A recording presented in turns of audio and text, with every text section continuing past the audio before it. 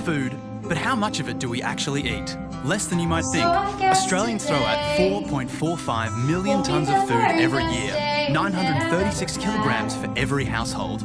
All up, that's about a quarter of the food we buy, the equivalent of $5.2 billion, more than we spend on the army. And that's only the tip of the food bird. We also waste the food it takes to grow the food. Consider what goes into a steak.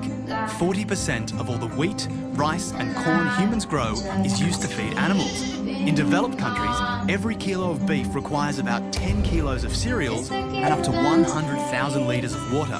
Our squeamishness makes us even bigger wasters. Most Australians are only willing to eat certain parts of the animals we slaughter. 46% of the edible cow carcass is sold off cheaply for pet food and other uses.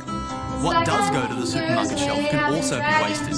7% will be thrown away by the store, unsold or damaged, and 30% will be discarded in our homes, uncooked or left over. Vegetables aren't free from cost either. Every kilo of potatoes takes 500 litres of water to produce. Throwing out a kilo of white rice wastes 1,550 litres. Oh, and it costs 140 litres of water to make a cup of coffee. And then there's the beauty test. It's estimated that 20 to 40% of all fruit and vegetables are rejected by supermarkets because they don't meet visual standards.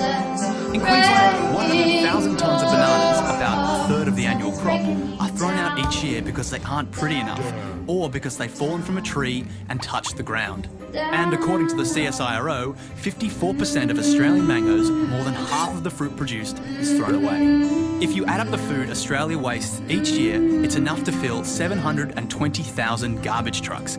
Placed end to end, the convoy would bridge the gap between Australia and New Zealand 4 times. To put that in perspective, just a quarter of the food wasted in the first world could feed all the people starving in the third world.